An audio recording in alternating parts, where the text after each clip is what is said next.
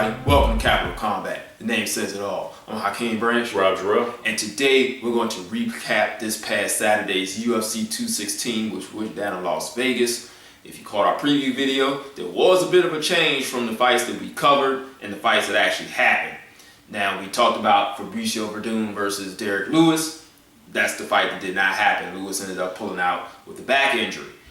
But we did see Demetrious Johnson versus Ray Borg, and we did see Kevin Lee and Tony Ferguson, my bad. So we're gonna get into those. We'll do a quick little blurb about the late replacement. I think his name is Walt Harris. Yeah.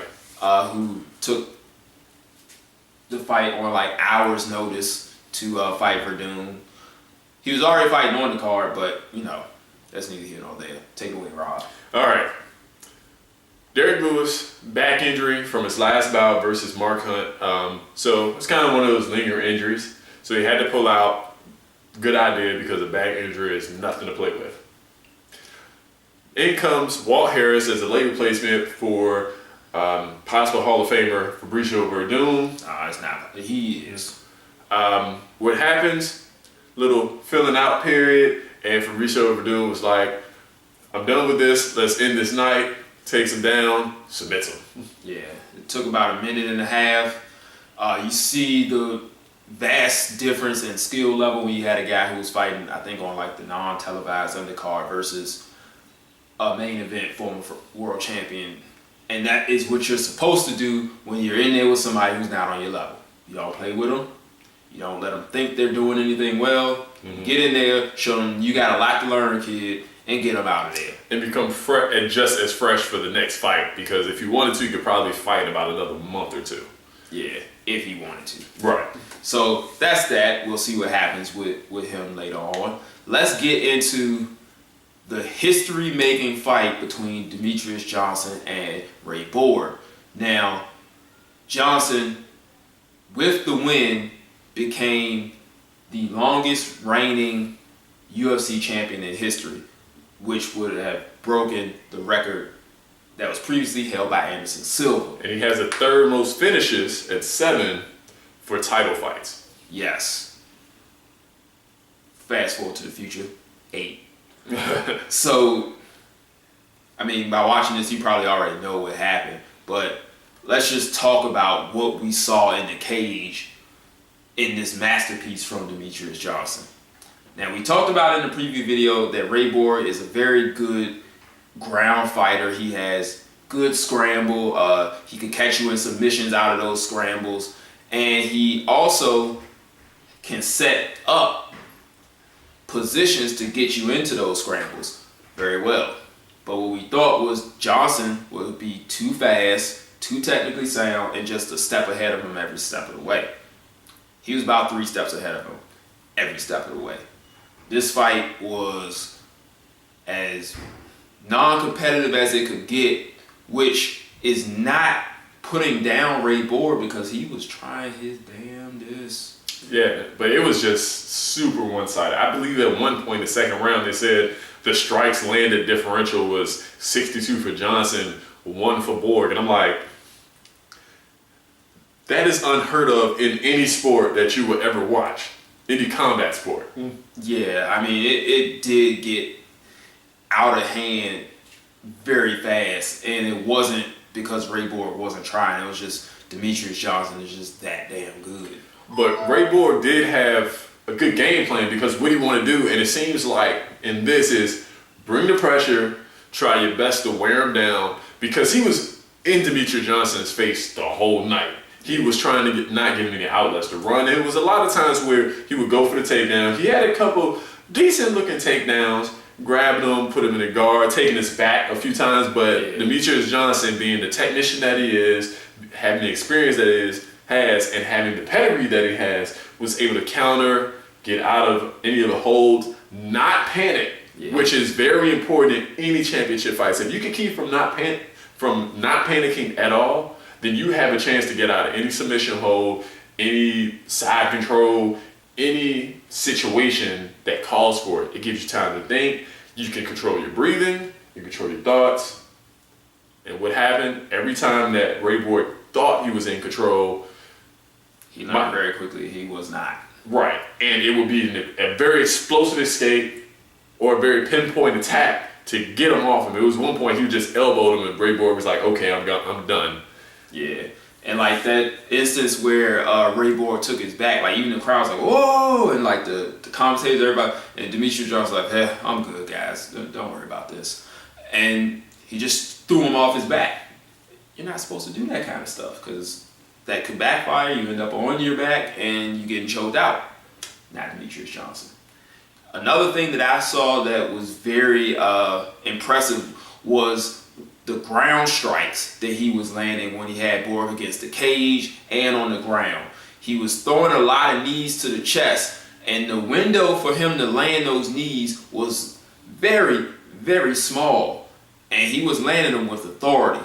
And those type of strikes are the type to disorient you just enough to get you out of position for an advancement by the attacking combatant. In this case, Demetrious Johnson. So like those little elbows, the little hammer fists, the little small punches when they're on the ground, while people may not think that they hurt that bad, and they maybe don't, but you don't want a guy, especially an elite level trained killer, to be hammer fisting you in your head when you're in a crucifix position. You just don't want that to happen. So you're gonna try to get out of it. And while you're trying to get out of it, new position, you're in another disadvantageous position, and you're like, crap, how did I get here? Because of those little bitty hammer fists, those little knees to the thigh, things like that, to annoy you just enough to where your body's defense mechanisms start to kick in and be like, yo, get us out of here. And you try to get out of there, and you're playing right into his hands. And it just, little by little, just wears you down. Those knees to the back of the leg, you know, just a little bit to take your stability away. Right. Those knees to the side, to the chest while you're in the crucifix position. Granted, it's, like you said, a small window. And remember, you can't knee an opponent to the head in a down position. Or the groin. Or the groin. So what you have about that much of a window, and these guys are about 5'4", so that much of a window to get those knee strikes in there. He did it with precision. Yeah, and on several occasions. And then we had the finish. I've never seen this before. Yeah, every day, like I've been loving this whole, like, at least the last 2 years of MMA. Like, you've been seeing things that people say, you can't do that in MMA. People been doing it. I seen a guy get put in Boston Crab, so I'm totally done questioning anything that works in the octagon, all right? Yeah, so after that, we get Demetrious Johnson. He takes Borg's back, and you can see him kind of working on something, trying to figure out how he's going to get him to the ground. And he picks him up for a slam. They call it like a chin to back suplex or something like that. Anyway, as he's going down, he grabs his arm and puts him in the armbar, midair. And like the commentators, the crowd, everybody's like, oh my God, what am I watching?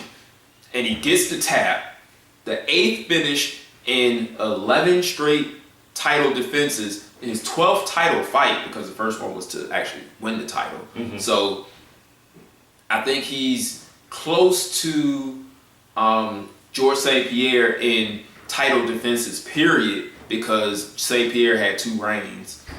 If you guys aren't familiar with mixed martial arts, he did lose the title shortly to Matt Serra and won that back. You should go watch those fights. They were probably about 5 minutes in total, both of them together. Anyway, Demetrious Johnson cements his name as the best guy doing it. If you didn't know, now you know. And if someone says, oh, he's too small, he's born, slap him in the face. Slap him right in the face. Show him all the fights, because this guy is not only a great fighter, but he makes watching the fights worthwhile. And just something to say out there, this is for Dana White, whoever is watching. Getting rid of the 125-pound division is not a good idea. I think he's done with that idea, but the issue is, my issue with it is that he said no one wants to see him. You can't promote the fight. This, that, and the other. There's a 118-pound division, 122-pound division, 126-pound division, and 130-pound division in boxing, and they're probably the most competitive, if not the most entertaining fights to watch. The 118-pound division just had 3 fights on one card, and they were all great. That was 115. That was so that's 115. even lower. That's even lower. So these guys can be promoted. 122 is about as deep as it can get. 126 is even deeper.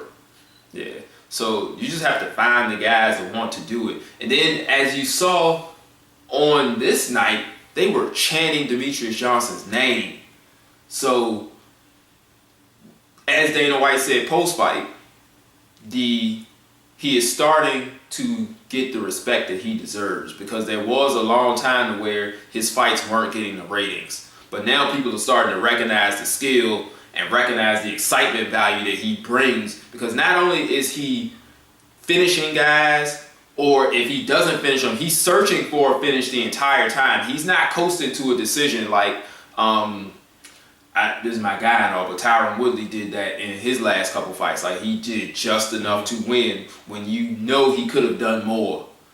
That's not Demetrious Johnson. Demetrious Johnson is going for it for 5 minutes, 5 rounds. He's going to make sure every T is crossed, every I is dotted, and he's going to give you your entertainment value when he fights. And it's not only going to be one of those finishes where it's like, oh, he finished them, you know. It's going to be one of those ones like, wait a minute, what just happened? Can you do that? How do you do that? I need a replay, because that happened too quickly for me to even comprehend.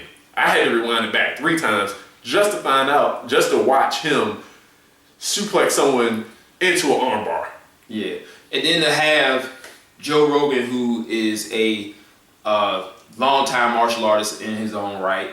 He may not have been like a high-level competitor, but he's been studying for at least 30 years or so. Mm-hmm. And then a world champion and Olympic-level wrestler in Daniel Cormier sit there and gush over what they just saw. This dude's the truth. Let's go on to the main event. That's right. I don't even know what they're going to do after that. He's beaten everybody in the division, save for Sergio Pettis, and like, that's probably the biggest name that he has not beaten. I think Jussier Formiga's in there. I think there's 2 guys there that are about at like 3 and 5, or 3 and 6. They got those are 2 guys. Yeah, Sergio. But I think there's one more that's lower than them, so they're going to be able to kind of build it up. But then they have to take on the King. Yeah. And of course, they want him to fight. What's your guy for 135? Dillashaw Garbrandt. Yeah, Dillashaw. I think they want Dillashaw, but I know Dillashaw and Garbrandt want to fight again. So it's yeah, they're fighting at 218, which is in November. So hope Dana can get these guys prepared, because they got a monster on their hands. Yeah, but then at the same time, one of the reasons he moved down was because those guys were too big for him, which is why they had weight classes. But I think those 2 guys' styles match better than some of the guys at 135, like say a Dominic Cruz or something like that. Right. So we'll see what happens. But in the main event, we had Tony Ferguson and Kevin Lee fighting for interim lightweight supremacy. Conor McGregor is the guy who holds the belt at the moment, who captured it from Eddie Alvarez after he defeated Jose Aldo for the 145 strap. And then we have the history of Nate Diaz and all that. I mention all that because Conor McGregor is the name of the division. He's the one that brings the money. No matter how people feel about that, that is how it is. Mm-hmm. So these guys were fighting for the chance to get that lottery fight against McGregor. But these guys, when it comes to skill, are 2 of the best you can get in the division, which is why they're fighting for the title. We have Lee, who is highly explosive, powerful guy, likes to get you down, do a little ground and pound, take you back, choke you out. Tony Ferguson, who doesn't really care how he gets it done as long as it gets done. Mm-hmm. And we saw that Saturday night. Now, the way we thought it would go was that Lee would take a little bit of a lead. Ferguson would start to come on as the fight went on and win a decision. We were partly right, because Lee did take a nice commanding lead. Mm-hmm. He did get tired. But Tony Ferguson took advantage of that and was able to get a finish. So how do we get there? Take it away, Rob.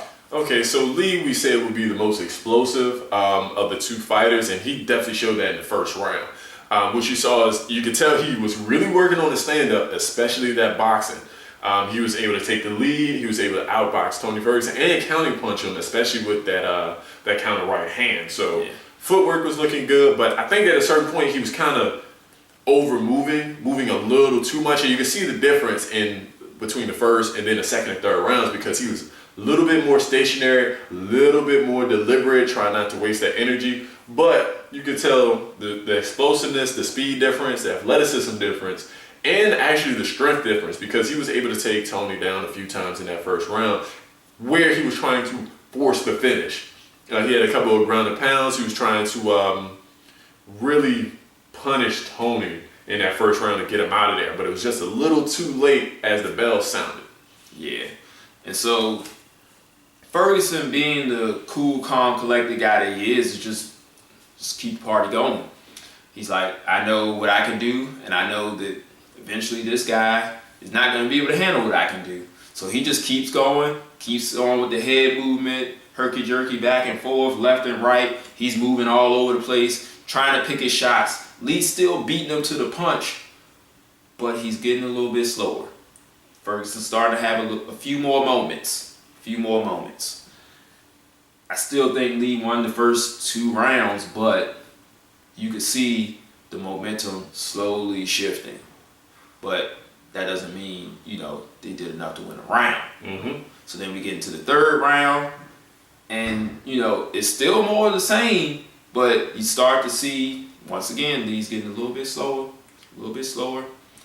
And he started to make those little bitty technical mistakes that somebody like Tony Ferguson takes advantage of that you don't want to make in there when you in there with the elite.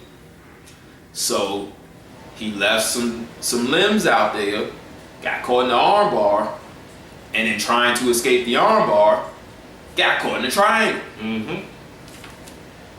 And when you're listening to like Joe Rogan, the way he was caught in the triangle, usually people can get out of it because there was just a few things that were left out there that Lee could have used to get out of it, like having his right arm outside of where the triangle was supposed to be. But Tony Ferguson adjusted, put it on a little bit tighter, started pulling on the head. Lee couldn't get out, so it didn't even matter. So now we have an interim lightweight champ waiting on Conor McGregor. Who knows what he's going to do when he decides to come back? Does he fight Nate Diaz again for, trilogy of their, little beef that they have? Does he defend the belt, which he has yet to do in the UFC? Mm-hmm. And in this one, he could be favored because he does punch hard for MMA. You can see 18 of his wins were by knockout before he took his boxing hiatus, which is why for some reason people thought that he was going to be competitive with Mayweather. Another story. Mm-hmm. In the octagon, he can land some things to get guys' attention. Tony Ferguson gets hit a lot early. So that danger is there. That's a winnable fight for McGregor.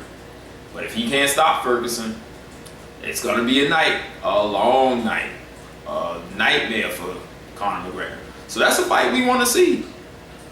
So before he does the Diaz thing, I would hope that he tries to unify with Ferguson. But where the money is, might be elsewhere. What you think? I really ain't got nothing else.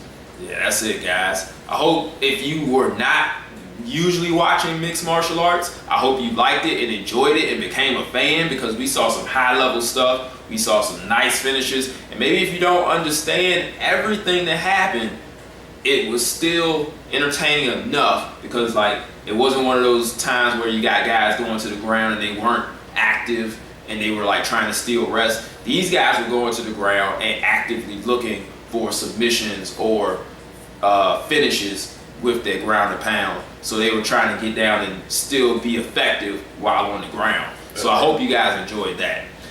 Stay tuned for our next episode where we're going to be talking about the super welterweight, junior, middleweight, however you want to call it, the 154-pound triple header that we got coming on Showtime. So that's going to be the next episode, and that's going to have some highly skilled competitors taking shots at the titles on those fights. So as far as this one, make sure you like it. Make sure you subscribe if you haven't done so yet. Hit that little bell over there. I mean, not the bell, the belt. Then hit the bell under the subscribe button so you can get the alerts. Hit us up on social media. All those links are down below. Let us know what you thought of the fights, and we'll see you guys in the next video. Fight on. This is round one, and you've already lost. They don't seem to see that everything we've done is coming and cost. My fists are on fire. I perform till I perspire. My demons are in a rage. Keep thinking that it's a game. I kick rhyme, hurricane. I told them I don't play. I'm liquid. Black Street Fighter.